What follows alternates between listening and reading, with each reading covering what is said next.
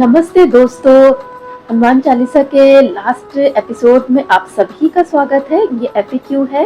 कुछ क्वेश्चंस मैंने note down किए थे और उनका आंसर्स मैं आपको एक्सप्लेन करूंगी। तो दोस्तों, पहला क्वेश्चन आता है कि हनुमान जी किसके प्रतीक है ना। तो जैसा कि हमने चौपाई में शुरुआत में पढ़ा था कि हनुमान जी ईश्वर के प्रति समर्पित सच्चे भक्त हैं। रामायण ग्रंथ में उनका चरित्र बल, शौर्य, साहस और वीरता दर्शाता है। किस तरह से दोस्तों वानर जाति में रह करके भी उन्होंने क्या कहते हैं भगवान की भक्ति प्राप्त की, उनके सेवा की तरफ अपने आप को समझा दोस्तों। तो बहुत बड़ी चीज है। मेनली उनको जाना जाता है अपनी वीरता, अपने साहस के लिए। उन्होंने पूरी, अगर आप देखा जाए रामचरितमानस रामायण में, उन्होंने अपने लिए कुछ नहीं किया दोस्तों। जो कुछ भी किया उन्होंने भगवान राम के लिए किया है ना, राम काज समझ करके भगवान राम के लिए किया। नेक्स्ट क्वेश्चन आता है, कौन सी हनुमान चालीसा हम सुन सकते हैं। दोस्तों सभी अच्छी है, इंटरनेट पे जिसने भी सबने बहुत ही उससे गाई है, मैंने ऑलमोस्ट सारी सुनी है। बट मैं बहुत समय से रवींद्र जैन जी की सुनती हूँ। मुझे रवींद्र जैन जी बहुत पसंद है। सिंगर, लेट सिंगर है, वो है नहीं दुनिया में। तो मैं उनकी हनुमान चालीसा सुनती हूँ। और ये आप स्क्रीनशॉट भी देख रहे हैं यहाँ पे, तो आप वो सुन सकते हैं। मैं लिंक भी आपको दे दूंगी। बाकी टी सीरीज में हरिहरन जी हैं। हरिहरन जी की मैं सुनती हूँ। और गुलशन कुमार जी की है, वो मैं 90s से सुन रही हूँ। लेकिन इस समय में ज्यादा जो सुनती हूँ वो रवींद्र जैन जी की सुनती हूँ। बाकी दोस्तों लोगों ने बहुत अच्छी अच्छी गाई है, कोई भी सुन सकते हैं। नेक्स्ट क्वेश्चन है, हनुमान चालीसा कब पढ़े। क्या हम 12 बजे के बाद हनुमान चालीसा पढ़ सकते हैं। कभी भी दोस्तों किसी भी समय हनुमान चालीसा पढ़ी जा सकती है। ज्यादा ना सोचना होता है कि कौन क्या कह रहा है। सुबह, दिन, शाम, रात कभी भी पढ़ सकते हैं दोस्तों। मेनली होता है आपका भाव होता है। और ये भी जरूरी नहीं कि आप पूरा ही पढ़े। कभी लग रहा है आपको 1 चौपाई 2 चौपाई करनी, दोस्तों वो भी कर सकते हैं। तुलसीदास जी ने कहीं नहीं कहा है कि आपको 40 की 40 पढ़नी है, रटनी है करके अपने ऊपर प्रेशर क्रिएट करना। नहीं, आराम से क्या कहते हैं चौपाइयों को पढ़िए। और किसी भी समय पढ़ सकते हैं, सुबह, शाम, रात, कहीं पर भी आप पढ़ सकते हैं। कोई इसमें वो नहीं है कि दोस्तों जो लोग होते हैं ना वो बना देते हैं सुबह पढ़िए, इस समय पढ़िए, इस मुहूर्त में। बट ऐसा कुछ नहीं है। हनुमान चालीसा कौन पढ़ सकता है। दुनिया का हर इंसान हनुमान चालीसा पढ़ सकता है। हनुमान चालीसा का दोस्तों किसी भी धर्म, किसी भी जाति, लिंग, देश विदेश से कोई मतलब नहीं है। ये मानवता के लिए है, तुलसीदास जी ने लिखी है। तो दोस्तों किसी भी वर्ग से आप आते हो, कहीं के भी हो, आप हनुमान चालीसा को पढ़ सकते हैं। नेक्स्ट क्वेश्चन है, क्या हनुमान जी हमारी प्रार्थना चालीसा सुनते हैं। तो दोस्तों जैसा कि हमने चौपाइयों में भी बात की थी, आचार्य प्रशांत जी की भी बुक में है, हनुमान जी दोस्तों एक उच्च शक्ति और चेतना है। जैसा हनुमान चालीसा की कुछ चौपाइयों में बताया गया है, जो भी उनको मन, क्रम, वचन और भाव से याद करता है ना? मन में हो गया भगवान को याद करना, क्रम हो गया मतलब अपने जो कर्म है हमारे वो हो गए, वचन मतलब बोलना हो गया। ठीक है, इन तीनों में जो अलाइनमेंट है और हम अपने इमोशंस याद कर रहे हैं, पूरी अपनी जैसे कहते हैं अपनी शक्ति लगा देना, दिल से याद करें, तो हनुमान जी इसकी मदद करते हैं। ये बात बात धीरे धीरे पता चलता है। मैंने बोला तो मैं आपको एक अपना एक्सपीरियंस से बताऊंगी।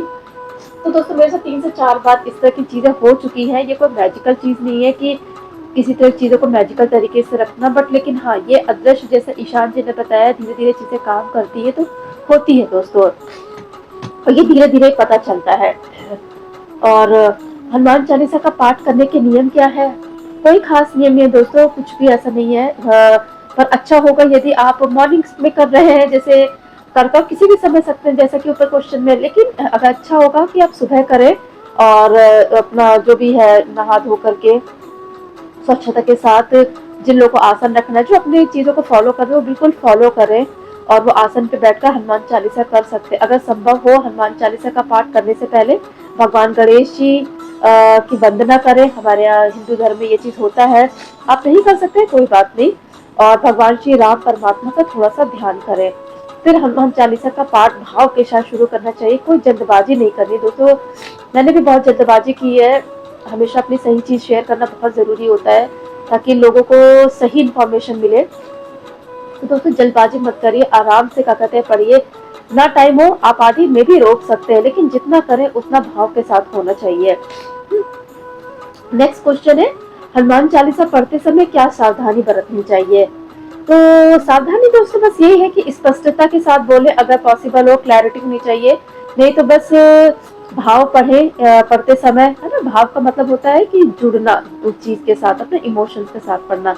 जरूरी नहीं 40 चालीसा आप एक साथ पढ़े, एक दिन में एक दोहा भी पढ़ा जा सकता है दोस्तों। ये ईशान जी ने बताया तो मुझे बहुत अच्छा लगा था कि उन्होंने बहुत प्रैक्टिकल बात बोली थी दोस्तों। ये अगर आप अर्थ समझ रहे हैं आराम से पढ़िए, कहीं नहीं लिखा 40 की 40 पढ़ के खत्म करना है। तुलसीदास जी ने इसको वक्त लिया था लिखने में, बहुत प्रेम से लिखी है। तो ये रचना तो बस भाव मांगती है आपका, भाव के साथ पढ़िए एक एक दोहा। अब है कि हनुमान चालीसा कब नहीं पढ़नी चाहिए, तो दोस्तों इसका कोई आंसर तो नहीं है कि कब नहीं पढ़नी चाहिए, क्योंकि कहीं नहीं लिखा कि कब नहीं पढ़ना चाहिए। ये दोस्तों जो लोग है ना बहुत तो दोस्तों ये जो पंडित वगैरह जो बहुत लोग होते हैं वो लोग बोलते हैं, ठीक है वो अपने हिसाब से बोलते हैं, लेकिन दोस्तों कहीं ऐसा नहीं लिखा है कि क्या कहते हैं इसे कब नहीं पढ़ना चाहिए, कभी भी आप पढ़ सकते हैं। अब दोस्तों नेक्स्ट क्वेश्चन है, अवधी भाषा क्या है जिसमें तुलसीदास जी ने रामचरितमानस और ये हनुमान चालीसा लिखी। बहुत लोगों को तो पता ही नहीं कि ये जो भाषा है वो अवधी भाषा थी, हनुमान चालीसा। तो अवधी हिंदी क्षेत्र की एक सब लैंग्वेज है। यह भारत के उत्तर प्रदेश यूपी के अवध क्षेत्र जो लोग रहते हैं, मैं भी यूपी से ही हूँ, जो लोग लखनऊ रायबरेली में है ना, तो वहाँ पे बोली जाने वाली एक भाषा होती है दोस्तों। अवध शब्द की उत्पत्ति अयोध्या से होती है, तो तुलसीदास ने अपने मानस में अयोध्या को अवधपुरी बोला, तो ये अवधी भाषा। नेक्स्ट क्वेश्चन है, हनुमान चालीसा कितने दिन पढ़नी चाहिए और कितनी बार पढ़नी चाहिए? 7, 21, 108। तो दोस्तों एक चौपाई आई भी थी, आपको ध्यान होगा, जिसमें मैंने बताया था कि कोई समय सीमा नहीं है, पढ़ने वाले की इच्छा पर होता है, ज़रूरी नहीं इतनी बार पढ़ा जाए, पर अगर कोई एक बार भी भाव के साथ पढ़ता है वो पर्याप्त है। बीते कुछ समय मैंने YouTube पे देखा कि लोग अपने इमोशंस में आकर ऐसा ऐसा लिख देते हैं, मैं तो 108 बार करूँगी, मेरा टारगेट है 51 बार करने का। वो उनकी आस्था है, उस पर कोई क्वेश्चन नहीं है, सबकी अपनी चॉइस है दोस्तों, लेकिन वहाँ हमें कंपटीशन क्रिएट नहीं करना है। कहीं पर ऐसा नहीं लिखा है। आपको अगर एक बार समझ में कोई चीज़ आ गई है दोस्तों तो पर्याप्त है, दैट्स इनफ। आपने मन के साथ कर लिया, भाव के साथ कर लिया, दैट्स फाइन, इनफ है। बहुत ज़्यादा कर सकते हैं आप तो ठीक है, अच्छी बात है, लेकिन अगर आप एक बार भी कर रहे हैं दोस्तों भाव के साथ, जो पढ़ता है, जो भाव के साथ पढ़ रहा है एक बार भी, तो दोस्तों वो इनफ होता है। तो ये था इसका आंसर। नेक्स्ट क्वेश्चन है, कलयुग में क्या हनुमान जी के दर्शन होते हैं? तो दोस्तों कलयुग में हनुमान जी प्राचीन काल की तरह बॉडीली तो नहीं दिखाई देते हैं, सशरीर जिसे बोलते नहीं दिखाई देते हैं, लेकिन बहुत लोग आज भी अपनी भक्ति और आस्था से उनकी उपस्थिति का एहसास करते हैं, है ना। जो कई एक्सपीरियंस लोग हैं, ईशान महेश जी के एक्सपीरियंस उन्होंने अपने शेयर किए, वो तो आध्यात्मिक आचार्य है, इवन ट्रू आध्यात्मिक आचार्य है। वो अपनी उनके उपस्थिति में, हनुमान जी की उपस्थिति में उन्होंने जो उपन्यास है वो लिखे हैं, और बहुत लोगों को दोस्तों दर्शन होते हैं। मैंने तो जो एक्सपीरियंस किया वो तो बस इतना ही है कि हाँ कोई जैसे काम था वो बन गया करके टाइप से, बट लेकिन हाँ दोस्तों लोगों को दर्शन हाँ होते हैं, जो मन क्रम वचन से याद करते हैं होते हैं दोस्तों, लोगों को इस चीज़ में कोई वो नहीं है। नेक्स्ट क्वेश्चन है, हनुमान चालीसा में कितनी शक्ति है? तो दोस्तों इसका कोई उत्तर तो नहीं दिया जा सकता, ये पाठ करने वाले का अपना अनुभव होना चाहिए, है ना। इसको हनुमान चालीसा को दोस्तों वेदांत के साथ आप जब पढ़ते हैं ना तब दोस्तों बहुत क्लियर होता है। आचार्य प्रशांत इस चीज़ में बहुत जोर देते हैं, वेदांत जब आप पढ़ेंगे, क्योंकि हनुमान चालीसा ऊपर से तो बहुत जैसे एक्सप्लेन भी मैंने की है, सब कुछ है, लेकिन वो निकली है वेदांत से ही निकली है, उसका गहराई में जो अर्थ गया है वो वेदांत को लेकर के ही गया है। तो दोस्तों यहाँ पे जो भी पाठ कर रहा है, स्टडी कर रहा है इसको हनुमान चालीसा को, उसका अपना अनुभव होना चाहिए।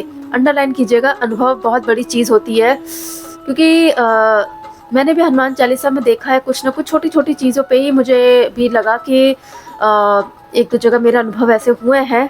तो दोस्तों मैं यही कहूँगी कि हाँ आपका अनुभव होना चाहिए।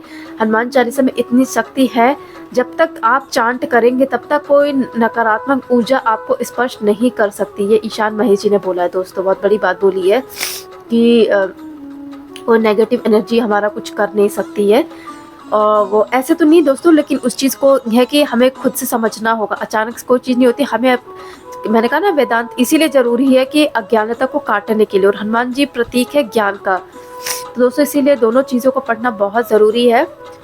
तो ये थे दोस्तों कुछ क्वेश्चंस, और आप किसी की भी हनुमान चालीसा पढ़िए, मैंने तो जिनका एक्सप्लेन किया है मेजरली उसमें 90% ईशान जी का था, आचार्य प्रशांत ने क्योंकि कुछ ही चौपाइयों का अर्थ बताया था, और उन्होंने तो बहुत ज़्यादा लॉन्ग में बताया था, वो मेरे लिए कवर करना मुश्किल था, बट फिर भी मैं आपको यहाँ पे एक लिंक दे दे रही हूँ, उनकी बुक का नाम दे दे रही हूँ, स्क्रीनशॉट भी आप देख सकते हैं। आप उनकी वेबसाइट पर ऐप पर रजिस्टर करके ₹21 में उनकी बुक है, आप वो पढ़ सकते हैं क्वेश्चन के आंसर, क्योंकि बहुत लोग जिज्ञासु होते हैं मेरी तरह से, उन्हें बहुत शौक होता है जानने का, समझने का और डीप लेवल पे, तो वो लोग उनकी बुक पढ़ सकते हैं। हनुमान चालीसा को पढ़ने का दोस्तों रियल जॉय है वो तभी आएगा जब आप सच में वेदांत पढ़ेंगे, और ये आपको बहुत कम लोग, कोई ना के बराबर आपको ये चीज़ बताएगा। तो आचार्य प्रसाद उनमें से एक हैं जिन्होंने इस चीज़ को क्लियर बोला है। तो दोस्तों अंत में कुछ शब्द हैं, ईशान जी की कुछ लाइन है, जिसका मन भक्ति में डूबा हुआ है और जिसकी लौ राम के साथ लगी हुई है, वह इन छोटी छोटी बातों से ऊपर उठ जाता है कि ज्योति मोमबत्ती से आई है या घी के दिए से आई है। ज्योति अपने आप में परम पावन होती है। अर्जुन को केवल चिड़िया की आँख दिखाई दी थी, बाकी सब चीज़ें उसकी दृष्टि में गौड़ हो गई थी, नेग्लेक्ट हो गई थी, नथिंग हो गई थी। तो यदि आपकी दृष्टि में ज्योति प्रमुख है तो इससे कोई अंतर नहीं पड़ता कि वो कहाँ से आ रही है। बहुत अंडरलाइन करने वाली बात है दोस्तों। तो हमें क्या करना है, लिमिटेडनेस, संकीर्णता को, छोटी चीज़ों को त्यागना है और विराट वास्टनेस की ओर बढ़ना है। तो मतलब हम लोग अपने आप को थॉट लेवल पर हो गया, और छोटी छोटी चीज़ों पे जो इधर उधर की चीज़ें होती हैं, है ना, उन चीज़ों पे लिमिटनेस जहाँ पर होती है उसको हमें त्यागना है और वास्टनेस की ओर, बड़ी चीज़ों की तरफ, विराट की चीज़ों की ओर बढ़ना है। केवल ज्योति पर ध्यान लगाना है और व्यर्थ के जो विवाद है, मीनिंगलेस डिबेट्स जो हैं दोस्तों, उनको छोड़ देना है। ये बहुत बड़ी बात बोली है। अंतिम लाइन उनकी ईशान जी ने यही बोली थी। तो दोस्तों ये थे कुछ question and answer. Hanuman Chalisa को दोस्तों आप सभी लोग समझ के साथ ज़रूर कीजिए, मैं यही बोलूँगी लास्ट में भी। और मेरी सीरीज़ आगे भी कुछ ना कुछ कंटिन्यू रहेगा। रामचरितमानस की कुछ चौपाइयाँ मैं दिखाऊंगी, कबीरदास जी के दोहे हो गए, जैसे जैसे मुझे लगेगा इसी तरह के मैं छोटे छोटे से एपिसोड्स बनाऊंगी आगे की सीरीज़ में। तो दोस्तों जिन लोगों ने भी देखा है, आई होप आप लोगों को बहुत हेल्प करेगी हनुमान चालीसा। कोई क्वेश्चन हो तो मेरा छोटा सा चैनल अभी रिसेंटली क्रिएट किया था मैंने, तो कोई क्वेश्चन हो आप पूछ सकते हैं, कमेंट कर सकते हैं। आप सभी लोग का बहुत बहुत धन्यवाद दोस्तों। बस सच्चाई और ईमानदारी के पर रास्ते पे हम सभी लोगों को चलना है, ईश्वर का आशीर्वाद लेकर के। तो दोस्तों हनुमान चालीसा की ये सीरीज़ यहीं पर ख़त्म होती है, सारे एपिसोड फिनिश हो गए हैं और कोई भी एपिसोड आप देख सकते हैं। धीरे धीरे मैं उनके जो थंबनेल उनको चेंज कर दूँगी, उस पर चौपाइयों के नाम भी लिख दूँगी, और किसी का कोई भी क्वेश्चन डाउट हो तो वो आप पूछ सकते हैं। और दोस्तों यहाँ तक का आप सभी लोगों का थैंक यू। आगे आने तक पे ये सीरीज़ को काफ़ी लोग हो सकता है देखें, तो आप सभी लोगों का बहुत बहुत धन्यवाद। कभी हुआ फ्यूचर में तो मैं इस हनुमान चालीसा को और एक्सटेंड तरीके से लेकर आऊँगी। ये मेरे चैनल की शुरुआत थी, तो उसको मैंने छोटे तरीके से ही रखा है। मेरे अंदर आई थी ये चीज़ करने को, इवन मुझे बुक लिखनी थी बट वो काम नहीं हो पाया था, इसके लिए दोस्तों मुझे ये करना पड़ा। So thank you for watching, और दोस्तों फिर मिलते हैं नेक्स्ट सीरीज़ में। तब तक के लिए दोस्तों जय श्री राम, जय बाबा तुलसीदास जी की, जय हनुमान जी की। Thank you for watching, thank you so much.